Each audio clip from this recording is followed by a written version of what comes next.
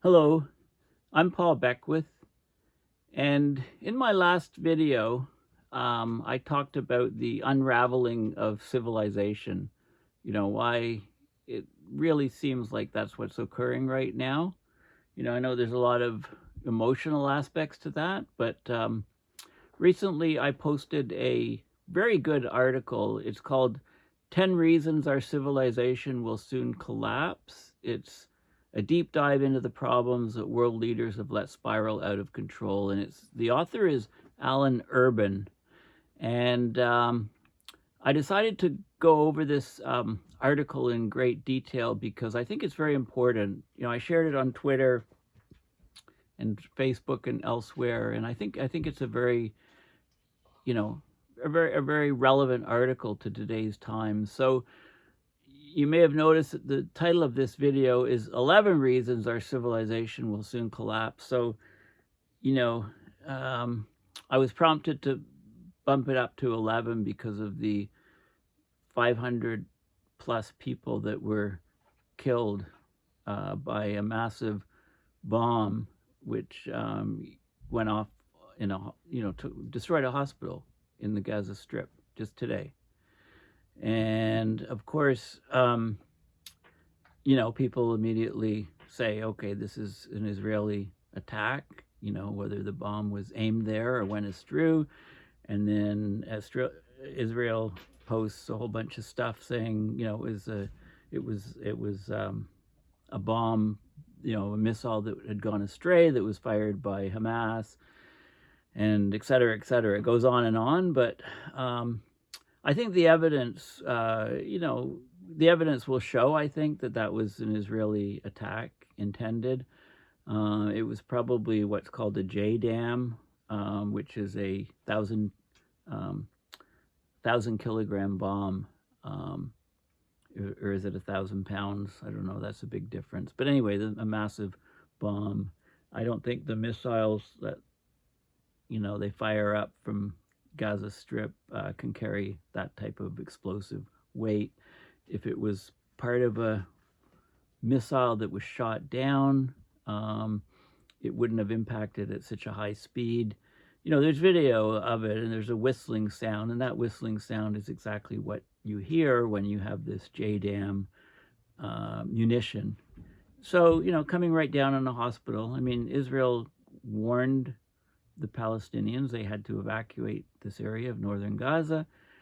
People in this particular hospital and others were saying that they were just going to stay because if they closed down the hospital and left, a lot of their patients would die. They wouldn't be able to be moved, etc. And it looks like it was an intentional act, and if that was the case, we're seeing utter evil. Anyway, so I added this as number 11 reason our civilization will soon collapse. War, killing innocent people, that sort of thing, targeting civilians. Okay, so let's get to this article. So keep in mind that, I moved it to 11 reasons.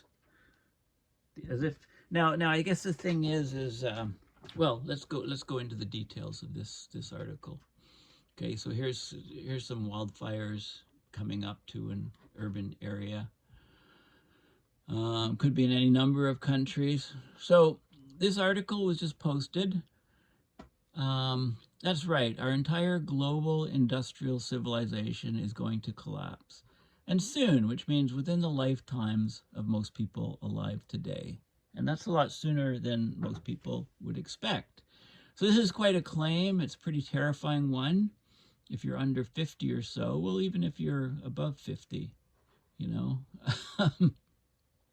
So in this article, there's 10 problems that the world is facing that are listed. Each one of these problems individually could cause the collapse of civilization all on its own. Which means if even one of these problems isn't solved, our civilization is basically coming down, doomed. So what do we mean by that? What do we mean by collapse? It doesn't necessarily mean that humans will go extinct. Well, that's certainly a plausible scenario given the many existential threats we're facing. It's still unlikely.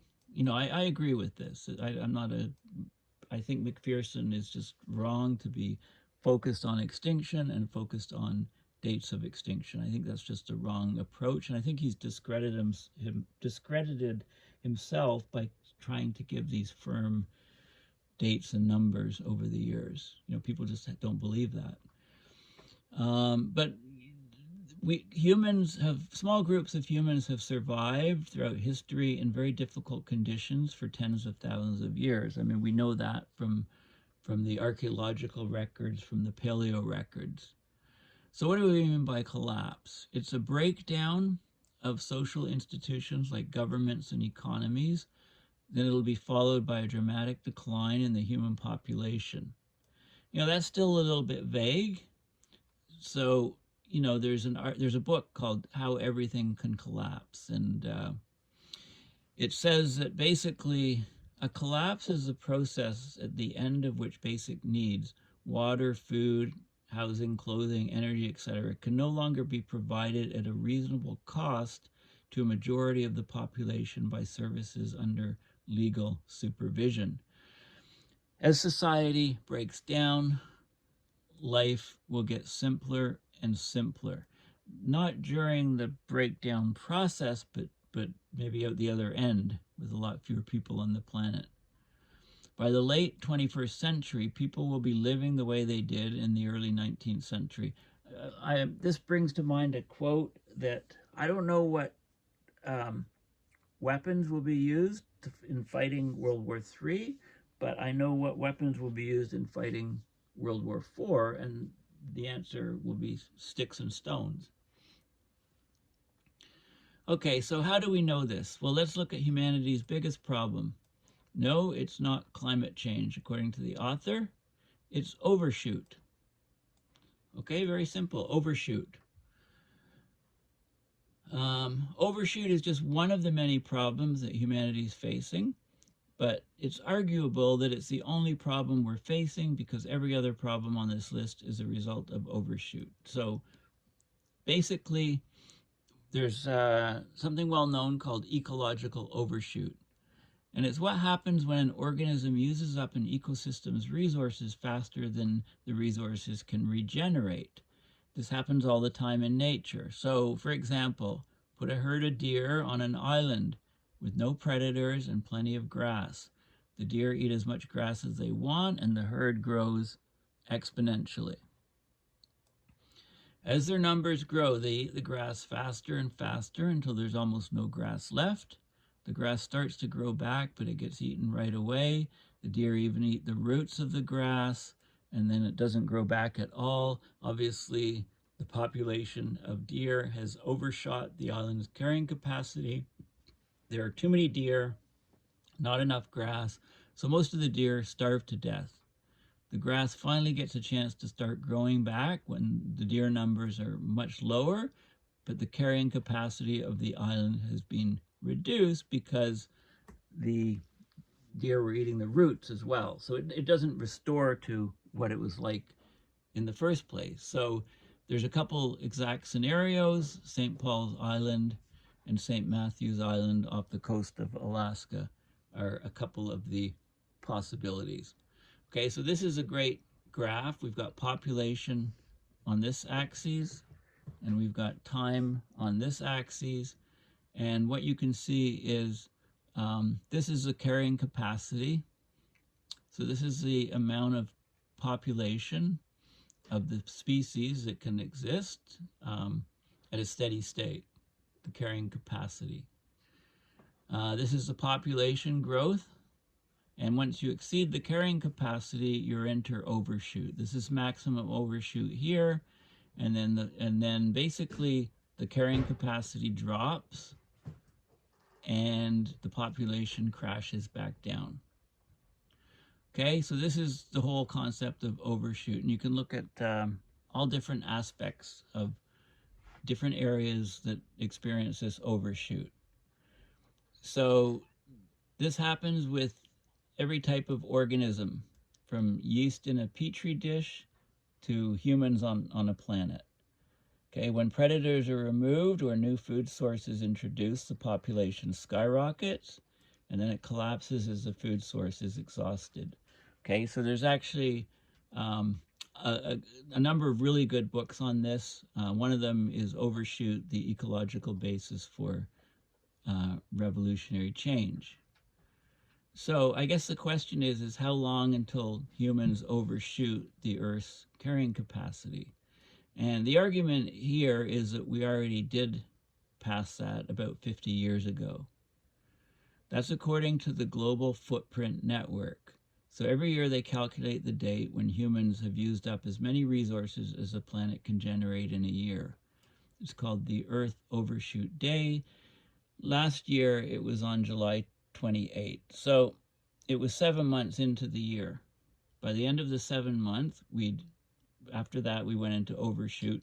So every year we use the equivalent of nearly 1.75 Earths. That's basically what it means. So if we used up an entire planet's worth by July 28th, how did we continue to live after that date? Well, we were using resources that had accumulated long before humans came along, things like forests, aquifers, topsoil, and fossil fuels. Fossil fuels is a big one. Eventually, when those surplus resources are used up, then we'll be forced every year just to live on what the planet can generate in a given year, and something's got to break because right now we're using 1.75 Earths equivalent per year. Okay, so this is something that even many climate activists don't understand. Even if we could stop climate change, we'd still have this problem of dwindling resources. Now that we've gone into overshoot, the population is destined to plummet at some point in the near future, no matter what we do. The Earth just can't sustain a population of 8 billion people. We should have seen this coming. Some people did. Why did anyone think that infinite growth on a finite planet was possible, right? This is just not physically possible. It's not reality that you can have infinite growth. Our planet has a limited size, and eventually the infinite growth surpasses the carrying capacity of the planet, and things collapse. But I think most of us knew intuitively that the limits would be reached of what the planet could support, but we kind of assume, at least economists assume, that the planet resources are infinite, or this sort of thing would happen far into the future, long after we're dead, and we don't think far into the future at all. We think day to day. It's become shorter and shorter time frames. And that leads to the interesting question: do we value human life in the future?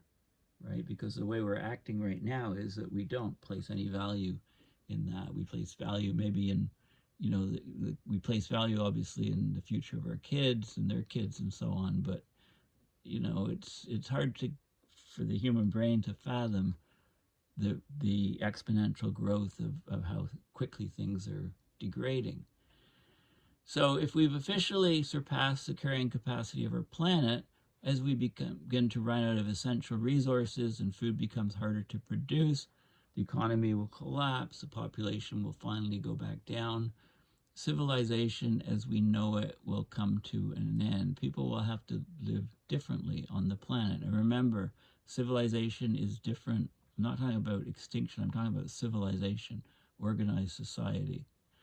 So let's look at specifics. What resources are we going to run out of? Which ones are going to be the limiting factors first? Okay, so there's the next 5 items on the list are these items. So the first is the end of cheap fossil fuels. Fossil fuels are vital for our civilization. They have been for centuries. I'm talking about coal, oil, natural gas, before that, wood to burn. The most obvious use of fossil fuels, such as oil, is to make gasoline and diesel for our cars. Without these, our civilization would completely collapse because truckers need diesel to get food and supply to the stores. And to maximize profits, the real push has been to be just-in-time supply, right? It costs money if you have extra items that you have to store in warehouses. So it's better, from a profit point of view, capitalism point of view, to have basically supply on demand. Whatever the demand is, you supply it at the time and you don't have stores. But it makes you less resilient. It makes you very vulnerable to shocks. Most people in the developed world need gasoline to get to their jobs, but gasoline is just one small part of our precarious civilization. So there's a book called How the World Really Works, and there's at least 4 other things that we need: cement, steel, plastic, and ammonia. Now, unfortunately, all of these things require fossil fuels. Of course, we obviously need cement and steel for construction projects. We need plastic for everything from household items to medical equipment. We need ammonia to produce nitrogen fertilizer, without which half the world would starve, right? If we didn't use fertilizers, nitrogen fertilizers, which are mostly produced from ammonia, which is mostly produced by various chemical processes, then we would only be able to grow half the food that we do grow. So there'd be massive starvation. So whenever somebody says, we need to stop using fossil fuels now, right? We can't just stop. If we did, people would riot, society would descend into chaos. We couldn't just shut it off. Okay, we can't deny that fossil fuels are destroying the environment. Of course they are, but before we quit fossil fuels, we need to find new ways to create cement, steel, plastic, and ammonia, among other things. Okay, so now you can see, fossil fuels are crucial for our civilization. They have a very high energy density. You can store them as liquids for the most part, or solids, so they're transportable. But we need to actually transition away from them before we actually run out of them.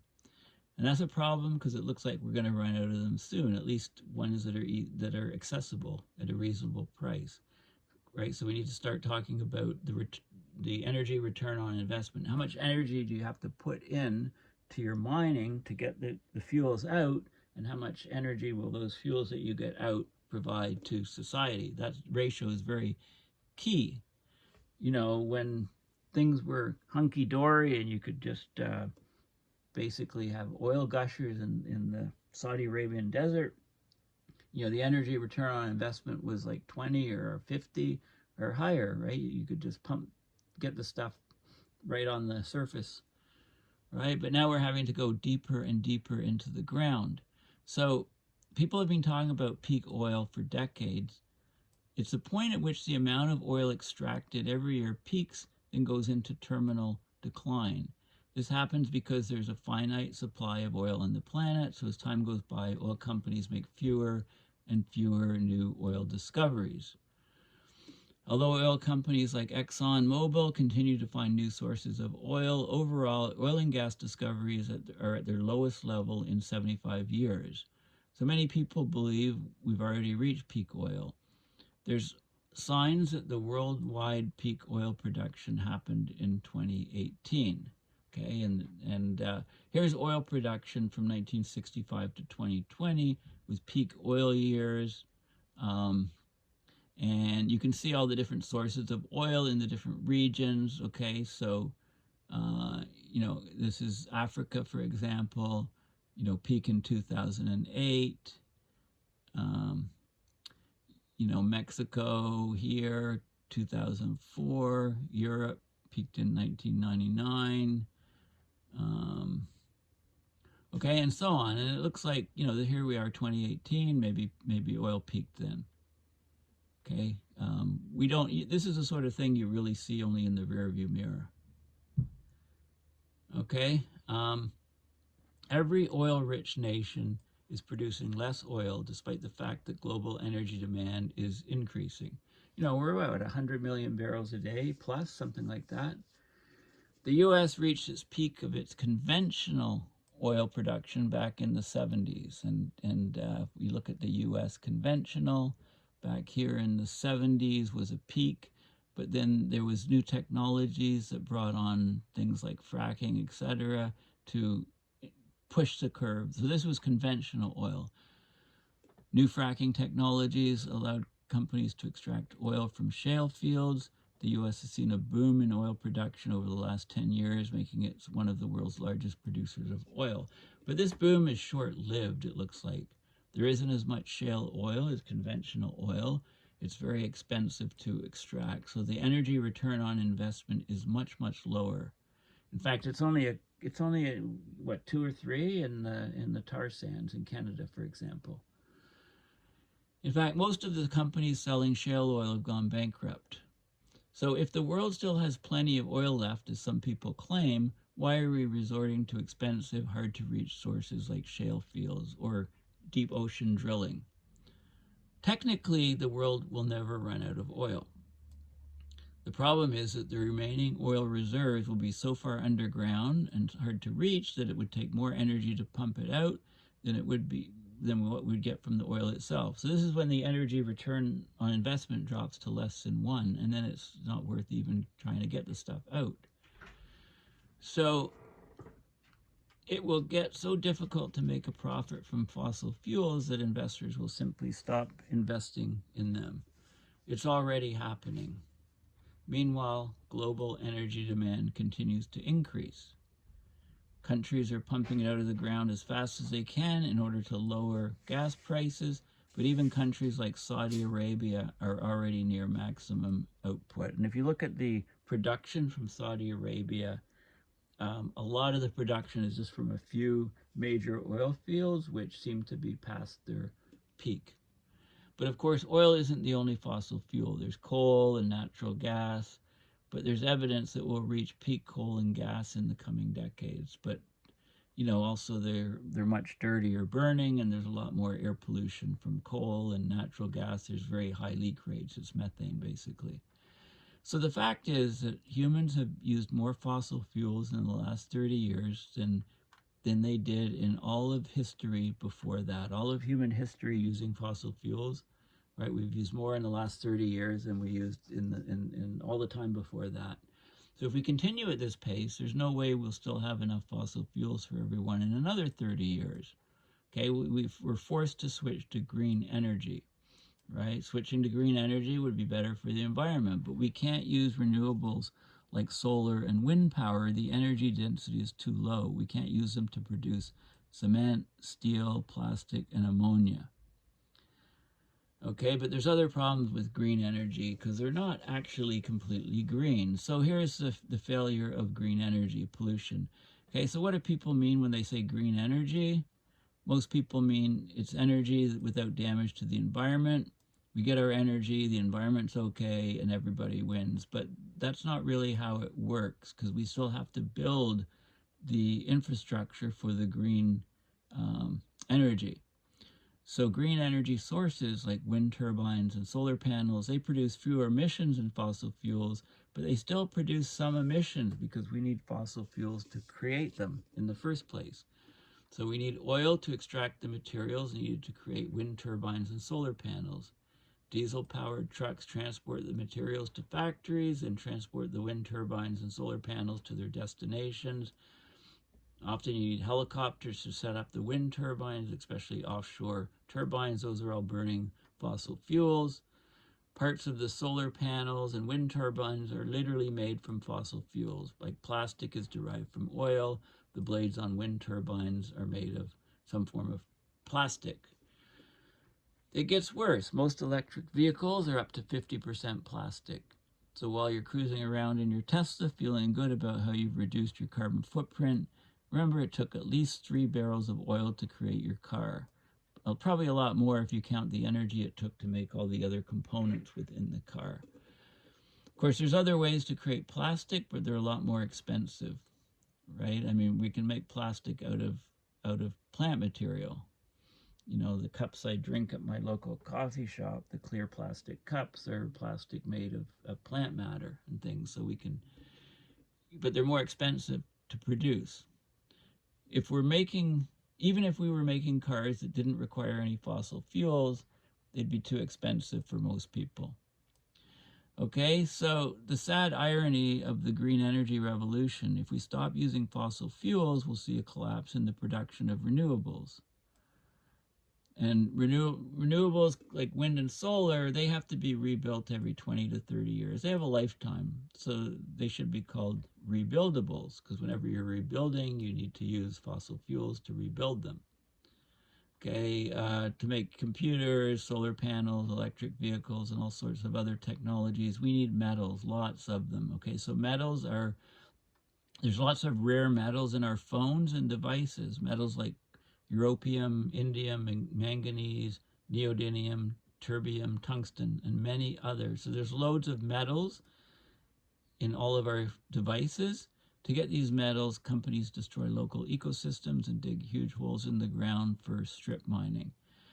It's been estimated that mining already influences up to 30 million square miles of the Earth's surface, which is about 15% of the Earth's land surface, right? Because the metals are in low concentrations. So you have to bring up and process an awful lot of ground material in order to extract the metals that you need. To keep up with the demand, companies are even cutting down rainforests, ruining wildlife habitats, and they're even planning on mining the ocean floor, which will have all sorts of environmental consequences. One of the most important metals for green energy is lithium, right? We've all heard of the lithium-ion batteries. It's the least dense metal, stores a lot of energy for its weight, so high energy density. So it's the preferred metal for electric car batteries, but it's also, the mining is destroying ecosystems. But you could argue it's worth destroying a few ecosystems in order to live in a world with fewer greenhouse gas emissions, but the argument is that you're missing the point. Right now, 1% of cars in the US are electric. We still need to replace the other 99%. If we replace them with electric, we're already harming the environment by mining metals everywhere we can find them. Okay, and that would still only be 19% of the world's vehicles, which is the component of world's vehicles that are the US. Now, I would argue that, yeah, we should get rid of 90% of all cars, 90+% of all cars, and then have these robo-taxis, which are full self-driving. People don't need to own cars, they just dial up on their phone, I need a car appears almost instantly. Okay, then most people just don't need cars. We don't need parking lots, we don't need the huge area of roads, etc., etc. So I think that's one of the ways that we'll go. Now, renewables only make up about 4.5% of world energy production, so we have a long way to go before changing the entire world's grid to green energy and replacing all gas-powered vehicles with electric vehicles. Okay, now there's also this Jevons paradox. Okay, so even if renewables didn't need fossil fuels and didn't damage the environment, we're not switching to them fast enough to make a real difference because new sources of energy don't replace old sources. They simply get added to the total. Most people have this idea that humans have been switching energy sources for the last few centuries. First we used wood, then coal, then oil and natural gas, and now we're switching to renewables. But in reality, we're still using all of these old energy sources. In fact, we're burning more coal than ever before. You know, if I drive through rural Canada, you can just smell the wood being burned to heat people's houses in the winter. We're still burning. We didn't replace these. They're just added to the energy mix. So using renewables more and more, that hasn't stopped us from continuing to burn more fossil fuels every year. In 2021, for example, there was a 5% increase in global energy demand. Half of that was met with fossil fuels, especially coal. So renewables aren't replacing anything. All they're doing is making electricity cheaper because they're adding to the overall mix, and that encourages people to use more electricity. And this is Jevons paradox, basically. Basically, when new technologies or government policy increase the efficiency with which a resource such as fossil fuels is used, the price drops. However, the lower price causes people to consume more, thus raising the price again and negating any efficiency gains. So a great example. In the 70s, most cars got about 13 or 14 miles per gallon. Then in the 80s, auto companies improved the fuel economy, and by the 90s, most cars were getting 19 or 20 miles per gallon. Did people save money on gas? No. Instead, they started driving more, going out more often, splurging on summer road trips. People drove so much more that they simply used more gas while spending as much as they did in the 70s. Okay, so the total expenditures were about the same. People just drove more and more and more because the cars were more efficient. So here's the cost of drive. If this is the cost of driving, okay, this is $2. Cost of driving 25 miles. Say $2 in a hybrid car, $4 in a regular car. Driving your regular car, you might go 250 miles per week. Driving your hybrid car, you can drive 400 per week. So people end up driving more and more, is the argument with hybrid cars. And you know, the basically you're still using the efficiency gains haven't led to energy reduction. Okay, we're seeing the same effect with renewables. Wind and solar bring down the cost of electricity, causing people to use more of it until the price goes up again. Okay, so we have, when there's electricity cost is lower, then we all have, instead of one computer, we have multiple computers. We all have our smartphones. There's things like cryptocurrency and AI. All of these things drive up the usage of the computing power, causing it, using more and more and more energy. So that's Jevons paradox for you. Okay, peak metals. So let me be very clear, the author says. I'm not saying we shouldn't be producing wind turbines, solar panels, and electric vehicles. Of course we should. We're going to need them in order to transition to a post-carbon world once fossil fuels are too expensive to extract. But we have one huge problem that no one wants to talk about. The resources needed to create renewables are limited. There are only so many rare metals in the ground, and there aren't nearly enough of them for ideas like the Green New Deal to actually happen to be implemented. Okay, we have a long way to go before replacing all of our fossil fuels with green alternatives. Imagine billions of electric cars charging up on a grid powered exclusively by renewables. What would it take to make this dream a reality? Well, according to the International Energy Agency, to reach net zero by 2050, we need to mine 6 times as many metals as we currently are mining. This is a little bit of a problem since we're already mining metals as fast as we can. Okay, a little bit of a problem. It's a huge problem. Solar panels need tellurium, wind turbines need dysprosium, batteries need lithium. Given that only a small percentage of our grid runs on renewables and we're already struggling to mine enough metals, the dream of a Green New Deal doesn't seem very likely. And there's a good letter in the UK from a few years ago looking at just one country.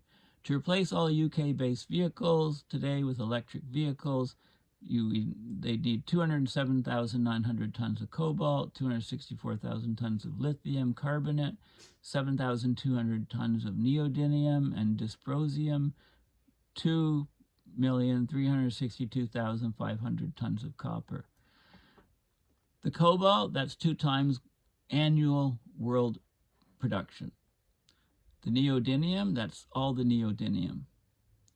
The lithium is 3/4 of world production. This is just for one country. And for copper, it's at least half of the world's copper production. Okay, that's just one country.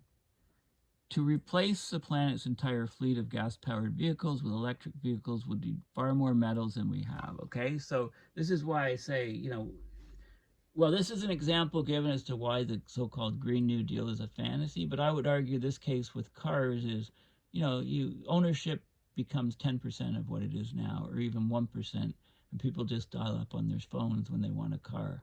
And that changes the equation of transportation around the world.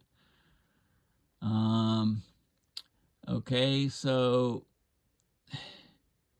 we shouldn't, and then he goes on and says, I don't mean to attack people who support the Green New Deal. Their hearts are in the right place. We shouldn't try to create more renewables. We have to, but we won't be able to create enough to sustain our energy-hungry civilization. We can't even get rid of our gas-powered vehicles. Even if we could, transportation is only 27% of our total emissions anyway.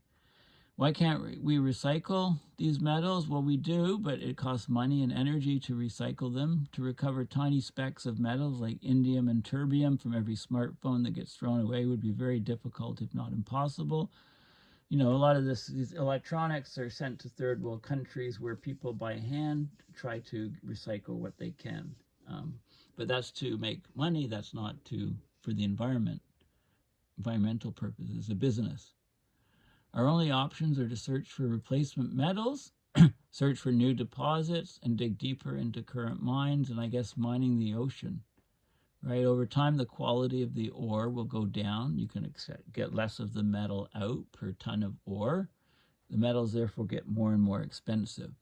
And it's already happening. After years of decline, the cost of renewables is going up because of the resource constraints, material constraints. Think about that. The transition to renewables has barely even begun, and we're already seeing diminishing returns. So for all the talk about why we need a Green New Deal, there's very little talk about how to enact a Green New Deal. And now you know why. There simply aren't enough metals to make it happen. Okay, so let's go to dwindling resources.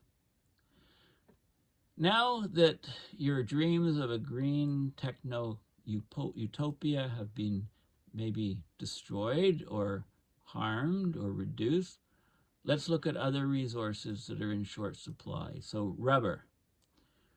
Rubber is essential to the modern world. We need it for tires, shoes, wire insulation, conveyor belts, masks and gloves, seals on refrigerator doors, and plenty of other things.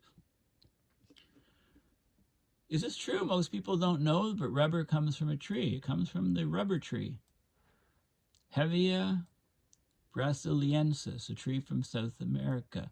Problem is, climate change is making it harder to grow these trees. Droughts and floods are making them struggle to survive. Tapping too much of the sap, which is used to make rubber, can kill them. They're very vulnerable to white root disease. Climate change is making leaf blights more common. So there's been talk of a rubber apocalypse. There simply aren't any good substitutes for this wonder material, and so much for birth control when we have no more rubber, right? That's sort of an aside. Sand. Believe it or not, we're running out of sand. At least the type of sand that we use every day in construction. Sand is the second most used substance in the world after water. We need it to make glass and roads and concrete. Our civilization couldn't exist without these things. Just one house requires 100 tons of sand and gravel to build. So many countries have a strategic reserve of sand. Now, why can't we just go out to the Sahara Desert and scoop up all the sand we need? Because that sand is formed by wind. Okay, it's formed by wind blowing it, hitting rocks, wearing them down, etc. Which means that the grains are smooth and round. We need sand that's formed by water, the kind of sand that is rough and has jagged edges. That sort of sand comes from beaches and riverbeds, so that's the type of sand that we need. So the world's tallest building, the Burj Khalifa, I think it's in Dubai, it's surrounded by sand, but it's desert sand. If they use that kind of sand, I didn't know that, but if they use the kind of sand in the desert to make concrete, the building would have collapsed, right? You need to use, they imported thousands of tons of sand from Australia to mix, to make the concrete. They couldn't just take the desert sand. Okay, this is a key point, and I didn't realize this until I came across this article. So sure, we can take sand from the beaches and riverbeds, both of which are terrible for the environment, but since it's so heavy, it's expensive to transport. So as we use up the most convenient sources of sand, sort of local sources, we're having to ship it further and further. We could also crush rocks to create our own sand, but that's very energy intensive. So it's becoming very, very expensive. Sand is so valuable that there are actual sand mafias in places like India and Morocco. They bribe officials to look the other way while they harvest sand, ignoring the consequences to local ecosystems. If anybody gets in the way, they get killed. The problem is only going to get worse. Okay, so here's a graph, global scarcity. This is demand for sand and gravel for construction is rising faster than natural sources can sustain. So this is billion tons per year of sand demand rising up quickly. And this is sand availability. We're reaching limits. We've reached limits of sand availability. You know, so when we run out of sand, you can use crushed stone, but then it's very, very expensive, or you can go further and further away to get sand, and then it becomes more expensive because it's very heavy and you have to ship it to where you're using it. Okay, so rubber and sand, and now fertilizer. This is very frightening. Our entire civilization depends on nitrogen fertilizer. Without it, our crops would not produce enough food for everyone, not even close, maybe half. Okay, we'd be able to grow half what we grow without fertilizer, if that. Fertilizer prices are at record highs, partly because of the war in Ukraine, but it's mainly because natural gas prices are near record highs, and there's many reasons for this. Natural gas accounts for 80% of the price of nitrogen fertilizer. We need natural gas to do the chemical processes to get the nitrogen fertilizer. As the world begins to run out of natural gas, fertilizer is going to get a lot more expensive. Many farmers have to cut back on production, so that means higher food prices come harvest time, also lower yields. Maybe we'll find new sources of natural gas, and as a result, nitrogen fertilizer will become a lot cheaper. But nitrogen isn't the only thing we need. We also need phosphorus. There's a growing amount of research that indicates we will hit peak phosphorus by 2030, and then the price will rapidly climb after that. So our civilization basically couldn't have grown to 8 billion people without fertilizer. If we didn't have fertilizer, we'd be about 4 billion people. If we're not able to create enough fertilizer, then we won't be able to grow enough food for everybody. Okay, and topsoil also comes into this because food is grown in soil, and it's a topsoil, the soil at the surface of the earth. The average person doesn't even know what topsoil is. Is that true? I don't know. They think you can plant food on the same piece of land over and over without limit. But in reality, once the topsoil erodes away, the land it was on becomes unproductive. Loss of our topsoil is one of humanity's biggest problems. To understand why topsoil is so important, you need to understand that topsoil is a living thing. If there was nothing but dirt beneath us, we wouldn't be able to grow food. But there isn't just dirt beneath us. There's also soil. Soil contains all sorts of microorganisms like fungi, bacteria, bugs, and tiny plants, not to mention worms. All of these things combine to form healthy soil in which we can grow food. But our topsoil is eroding 10 to 40 times faster than it can regenerate. It can take 500 years for nature to form a single inch of topsoil. You know, from leaves decomposing and trees collapsing and decomposing, you know, all this organic material ends up creating the soil. It can take 500 years to form a single inch, yet most farmers are going through a centimeter of topsoil every year. So after about 2 to 3 years, you go through an inch of topsoil, and that took 500 years to create. You can see the problem. It's estimated that the world has lost about 70% of its topsoil since industrial agriculture began. So as a result, 30% of the world's arable land has been abandoned due to it becoming unproductive. It gets worse. According to the UN, we have only 50 years left before our topsoil is completely gone. So here's areas that are the worst affected by soil erosion, from low to very high, and you can see you know, lots of the areas the soil erosion is a huge problem basically around the planet. Let's talk about the minerals in the soil. Topsoil contains dozens of minerals that microorganisms need in order to survive. Plants absorb these minerals as they grow. After the plants are harvested and sent to market, the minerals inside them are now gone from the soil forever, leaving fewer minerals behind for the microorganisms to use.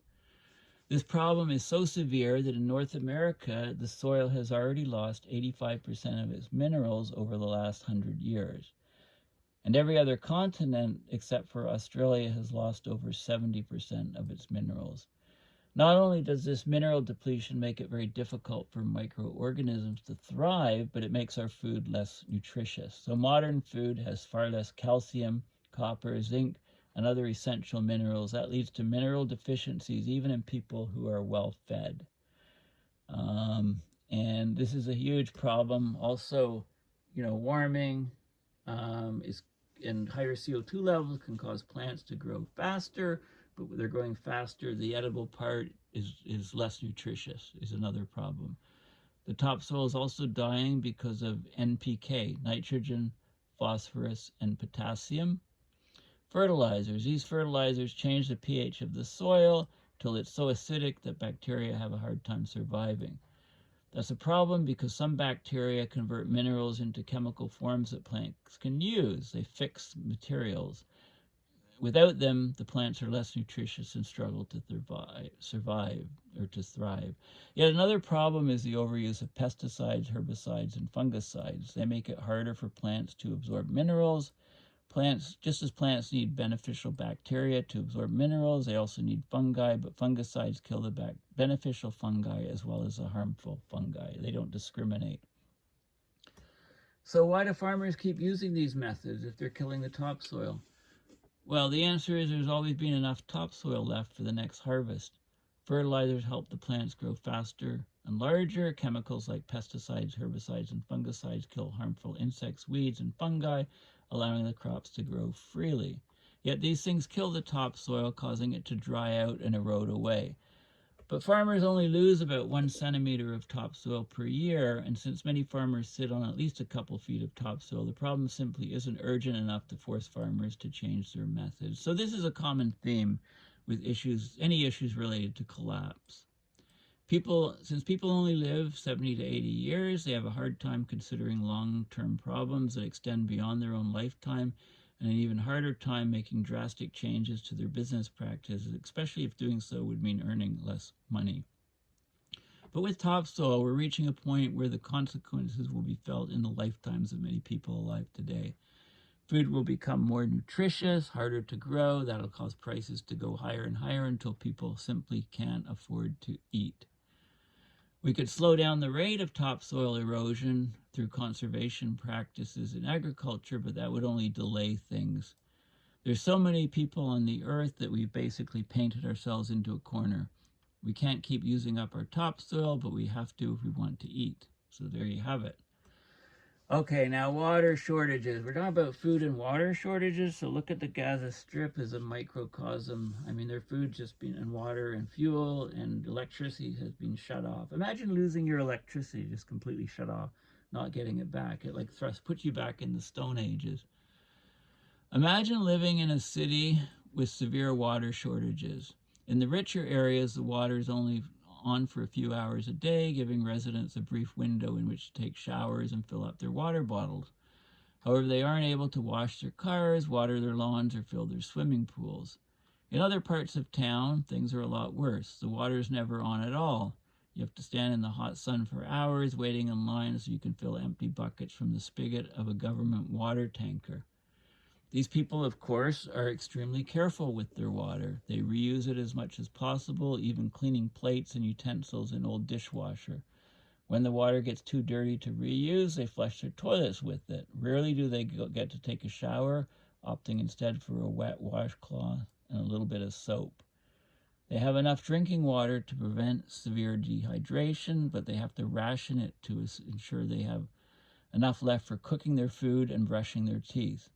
Still, it's inevitable that some people use contaminated water, leading to a rise in diseases. There's lots of reports from the Gaza Strip of people drinking salt water or brine from wells.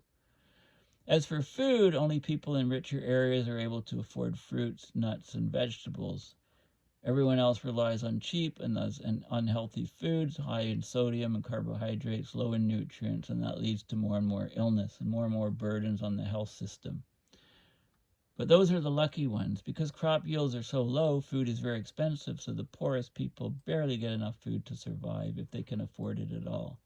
Meanwhile, the land around them is bone dry. The lawns have turned to dirt with a few tufts of dry grass.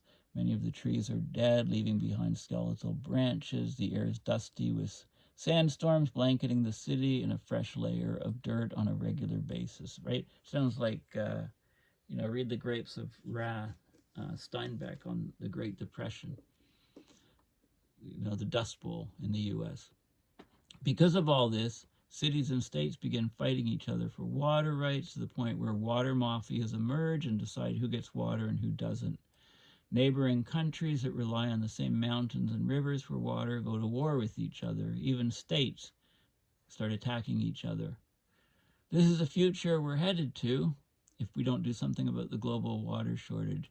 In fact, life's already like this in many parts of the world, like India. So here's a world map of drought risk, and you can see very high, medium to high. You can see all of these different countries. There's a lot of water stress and drought risk around the world.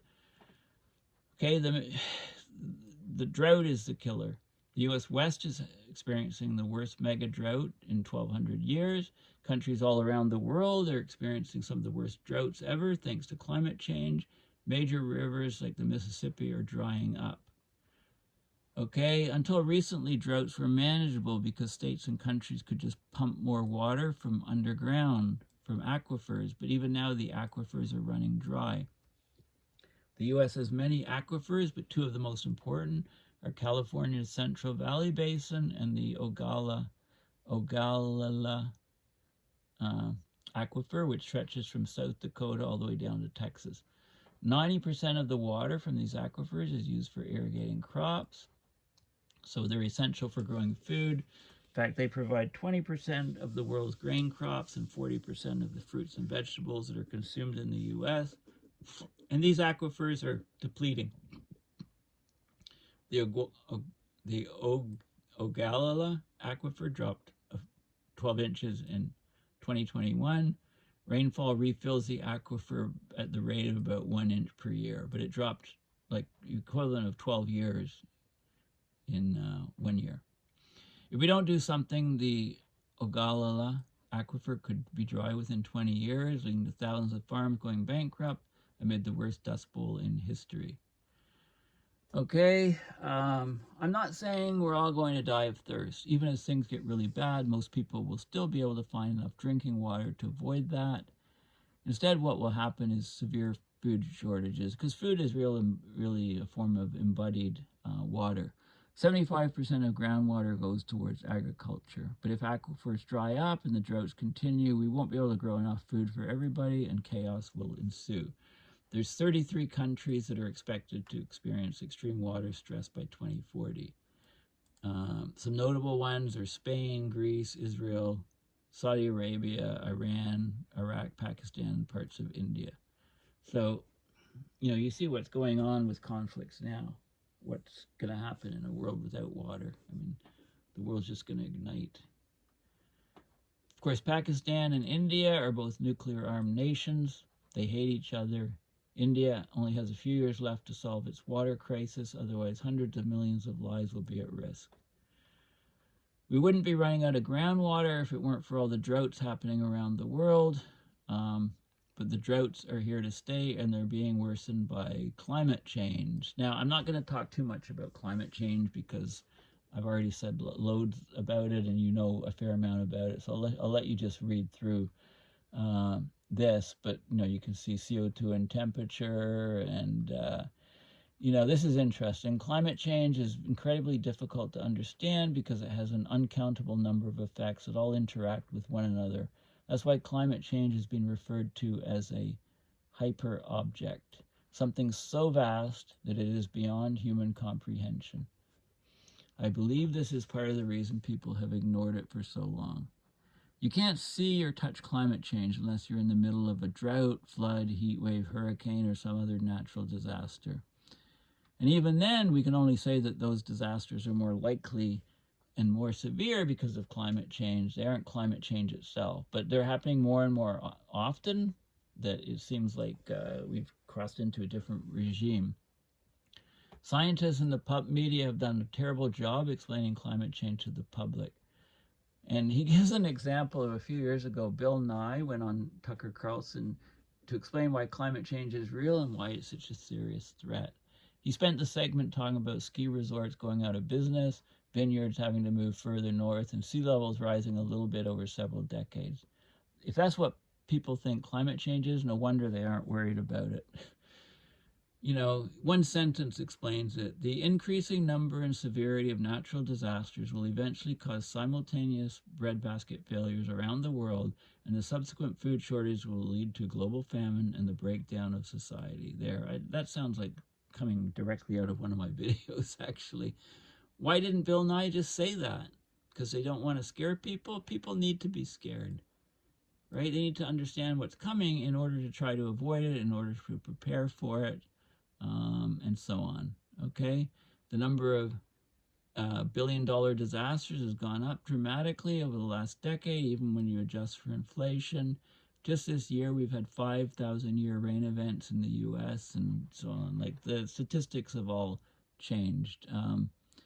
In 2019, General Mark Milley, who was Trump's chairman of the Joint Chiefs of Staff, he commissioned a report that concluded the U.S. military could collapse within 20 years due to climate change. A more recent report published by the U.S. Marine Corps University talks about climate change as a hyperthreat, which could provoke cascading tipping elements, accelerating a transition to a hothouse Earth state, which is uninhabitable for most species.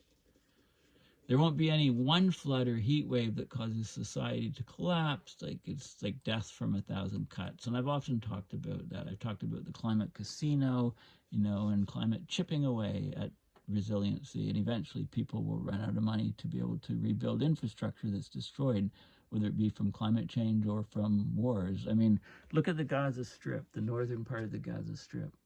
Okay, I'm predicting that area will never be lived in again. It'll never be habitable. It'll never be rebuilt. That's it. What's the end game for what we're seeing there happening right now? It's crazy. Some areas will be hit by multiple climate-driven disasters at once or concurrently. So cascading effects. Eventually, countries won't have the money or resources to rebuild.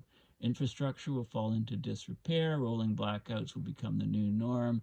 As everything falls apart, deliveries of food and supplies will become unreliable. There'll be widespread civil unrest and a huge spike in crime as desperate people search for food. For decades, climate scientists have known this is what will happen if climate change isn't stopped. But until recently, most of them thought we had more time. Of course, climate models have underestimated the impacts of rising temperatures. Needed a sip of my coffee. Events that weren't supposed to happen until 2100 are happening now. And there's lots of examples, BC temperatures, Antarctic temperatures, UK temperatures, China's worst heat wave in recorded history. It just goes on and on and on. Multiple crop failures around the world, the effect of war on prices. This is all happening with 1.2 degrees above warming. Over the next year, we're probably going to experience 1.5. By May of 2024, we'll probably have had a year above 1.5, with some months approaching 1.8, 1.9, and that's relative to a pre-industrial baseline of 1880 to 1910, not the 1750 baseline. You need to add 0.2 or 0.3 degrees to talk about that. So the effects of climate change are getting exponentially worse, and we're on track for over 2 degrees of warming by 2050, probably even sooner. And that's going to be devastating. Some studies have shown that could be the death of 1 billion people. Okay, so, an irreversible tipping points are concerned. And then we don't have exponential growth. We have Heaviside function growth, or, a step function up and then staying in a different state. Okay, climate scientists are warning that we face a ghastly future, collapse of civilization, most likely outcome. James Lovelock proposed the Gaia hypothesis. He said that we should enjoy life now because in 20 years, global warming will hit the fan. He said that in 2008. Okay, of course, we can't give up. The faster we draw down our use of fossil fuels, the less damage we'll do in the long run, but we're going to exceed 2 degrees no matter what we do. If that triggers tipping points that take us up to 4 degrees, billions of people will die. I mean, that's basically, the bottom line. And by biodiversity loss, of course, we're living through the planet's 6th mass extinction event. We're the new asteroid that takes out the species. Dinosaurs were around for 165 million years. 65 million years ago, the asteroid caused the extinction. This time it's us. It's amazing how few people know this. Once again, the media has done a terrible job explaining the severity of the crisis. So let's take a look at what's happening to wildlife around the world. We've killed off 83% of wildlife since the dawn of civilization. Most in the last 50 years. We've wiped out 69% of animals since 1970. This is visualizing the regional decline of Earth's biodiversity. Okay, this is the Living Planet Index. It tracks the abundance of mammals, birds, fish, reptiles, and amphibians. And you can see the decline in North America, Europe, Asia, Latin America, and Caribbean is the worst, 94% decline. Africa, 65%. Just think about insects. Think back to your childhood about all the bugs that would be stuck on the car. You'd have to clean all the dead bugs off your windshield. Well, you almost see no bugs now. That's just an anecdote which shows, where did the insects go? We've killed them all through pesticides, habitat loss, climate change. We're witnessing the insect apocalypse, and it's our fault. Flying insect numbers have plunged by 60% in less than 20 years. So what's the big deal? Bugs are annoying. It's a big deal because bugs form the foundation of our food chain. If that foundation erodes, and every living thing that depends on it will struggle to survive. The total weight of the world's arthropods, insects, arachnids, millipedes, centipedes, and crustaceans is 17 times higher than the total weight of all the world's humans. As these things die off, animals that depend on them for food, birds, reptiles, amphibians will die off as well. It's already happening. Over the last 50 years, bird populations down 29%. And now scientists believe birds are going extinct hundreds of times faster than previously thought. Frogs are disappearing, many reptiles threatened with extinction. Situation so bad that scientists believe half the species on Earth could go extinct by 2050. The loss of that many species will have an extinction domino effect that leads to food webs collapsing and more plant and animal species dying. This is why some scientists are warning that the world will run out of food in a matter of decades. Modern people, especially those in the Western world, are so used to living in cities that feel separate from nature, they've forgotten that cities depend on nature for their existence. We need nature to have fresh air, clean water, and healthy crops. So basically, we're destroying our life support system. Environmental degradation is now considered a threat to humanity, which could bring about societal collapses. And oceans, of course, the oceans are warming tremendously fast, and they're warming at the same rate as 5 Hiroshima bombs per second. I think the latest number. The Earth energy imbalance has skyrocketed in the last few decades. So I think we're up to about 11 Hiroshima bombs per second. So we're heading for a mass extinction event in the oceans on par with the Permian extinction. That was the Earth's largest mass extinction. 90% of all species went extinct, and that was about 250 million years ago. Collapse of fisheries, about 3 billion people eat fish as part of their daily diet, right? So this is a huge problem. Decline of phytoplankton that make up the base of the food chain. Phytoplankton populations have declined by 40% since 1950. They decline about 1% per year. So our days on this planet seem very numbered. Okay, phytoplankton aren't just important for feeding other ocean life, they create at least half of the oxygen that we breathe. So if the ocean dies, basically we all die. It's not just animals that are dying, it's plants too. Deforestation is happening faster than ever before. Brazil set records of how fast they're cutting down the Amazon. It slowed over the last year. with new politics, new government, but plants are going extinct 350 times faster than normal. So we're destroying our life support system. It's not dying, we're actually actively killing it. And we're killing it at faster and faster rates. So some researchers believe we only have a 10% chance of getting through the next few decades without societal collapse. There you go. So they think we have a 90% chance of societal collapse in the next few decades. And then there's just a few more. So migrant crisis, of course, and he gives an example of the Syrian refugee crisis as a result of the Syrian civil war. So the severe drought worsened by climate change occurred from 2006 to 2010. 60% of the nation of Syria was turned into desert, the longest drought Syria faced in 1,000 years. 75% of Syrian farmers basically suffered total crop failure. 85% of all livestock died. So 800,000 people lost their income.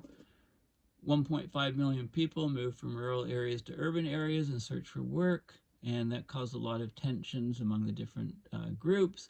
So the Syrian civil war began March 15, 2011, and it got worse and worse. There was more infrastructure damage and so on. About 13 million refugees left their homes. Half of those left the country entirely. 3.6 million in Turkey, 2 million in other countries in the Middle East. Many people came across to, other places, to Europe and North America. So just think about it for a second. You're in Syria at the time. Your home or local infrastructure has been destroyed. 90% of people are living in poverty. Disease taking off. Families are starving. Crime's out of control. Militant groups want to recruit you or your children to fight in the war. Wouldn't you try to leave too? You'd be desperate to leave, especially as a parent. You do everything in your power to get people somewhere safer, and that's what millions of parents did. They literally risked their lives trying to get to Europe. Thousands of them died on the dangerous journey across the Mediterranean. For those that made it to Europe, most of them were and still are treated very poorly. Europeans see them as outsiders who are bringing crime and disease, stealing jobs. Right? People had no choice. And when there's a huge influx of foreigners into a nation, it causes racism and xenophobia to flourish. That's a fact of human nature. People are distrustful of people who are different from us and who belong to a different group, especially if the arrival of these people coincides with economic problems. So there was a huge surge in right-wing extremist groups across Europe, including neo-Nazi groups, even in Germany. Anti-migrant policies, xenophobic leaders being elected, massive border walls being put up. Right? In fairness, a country can only handle so many refugees.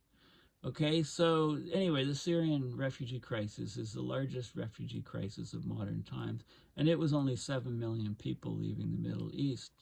The climate crisis is expected to produce up to 1.5 billion migrants by 2050. Even if half of them leave their home countries, it will be a refugee crisis 100 times worse than what happened in Syria. So the world is just not ready for this. There'll be chaos and tension, the likes of which we have never seen. Human life will become, much cheaper, basically. The Middle East is home to about 547 million people, and it could have as many as 724 million by 2050. But according to scientists, the Middle East is literally becoming uninhabitable, right? Some places are becoming uninhabitable by war, and it's horrifying, but climate is going to do far, far worse. The Middle East is warming twice as fast as the rest of the world. By the time the world is 1.5 C warmer than pre-industrial, the Middle East will be 4 Celsius warmer. Heat waves will be so severe that if you don't have air conditioning, you will simply die due to the high wet bulb temperatures. Power grids will be strained, more people running air conditioning, and if the power fails, then that guarantees tens of thousands of heat-related deaths, even hundreds of thousands. That will encourage more people to move north. Right? The Middle East is already experiencing severe droughts, which is a problem when 70% of the region's agriculture depends on rain. Lakes and rivers across the region are drying up, less water for people and crops. It's disrupting the flow of electricity if there's hydroelectric dams, so water scarcity causing huge conflict. And other regions are getting too much rain, Like the floods in Pakistan created a huge 100-kilometer wide inland lake. Millions of people were homeless, wheat crops were destroyed, causing Pakistan to look for Russia for more wheat in a world that's already running low on food. And then, of course, sea level rise. The Middle East will lose several major coastal cities by 2050. For example, Basra, the second largest city in Iraq, could be mostly underwater by 2050. That's 340. Latest research indicates that up to 340 million people will live below annual flood levels by mid-century. And that's even with sea level rise expectations that are much lower than what will probably happen. Okay, so we're going to see a huge rise in the number of wars, both civil and regional. People are going to fight for whatever resources are left, and refugees will be viewed as undesirables who need to be deported, imprisoned, or executed. And this is just a fact of human nature. There's a peer-reviewed study called Climate, Conflict, and Forced Migration.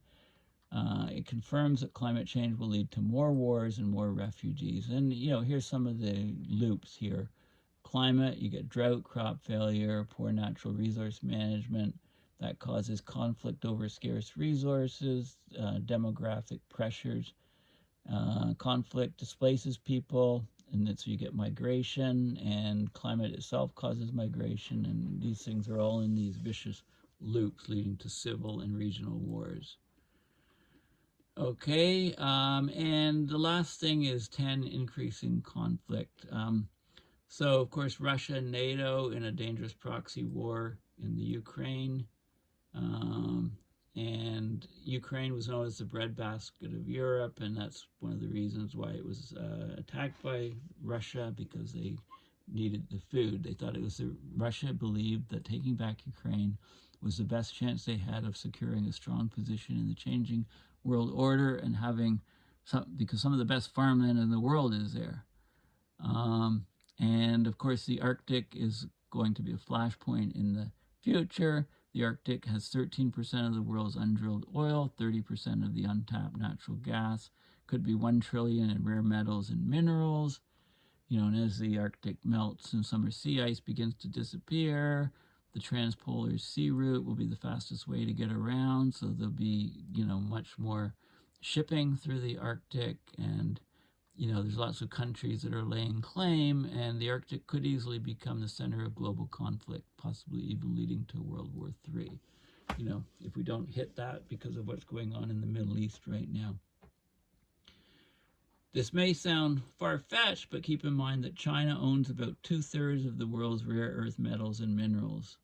Okay, so this is a major threat to the U.S. empire, so they'll do everything they can to get control of rare metals and minerals, and a lot are in the Arctic. Of course, India and Pakistan are both nuclear powers. Water is a huge problem. Many rivers cross the India-Pakistan border. Water is a major source of tension between them.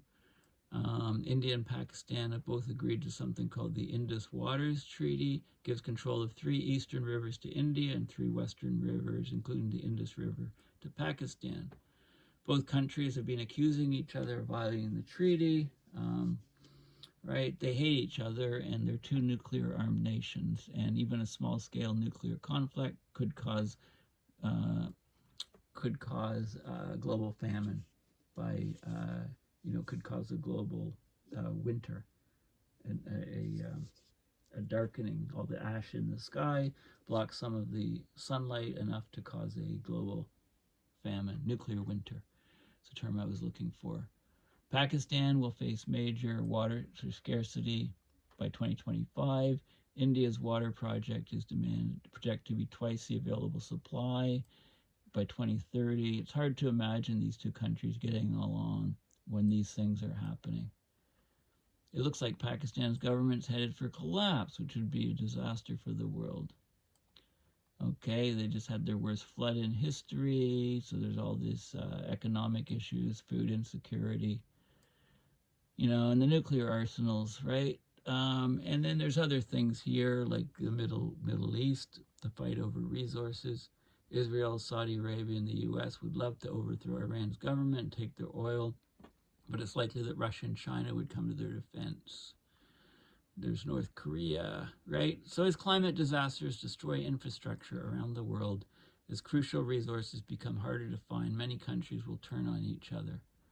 Of the 25 countries deemed most vulnerable to climate change, 14 are already mired in conflict. And this is just the very beginning. So, climate change is an existential threat to our nation's security, according to the U.S.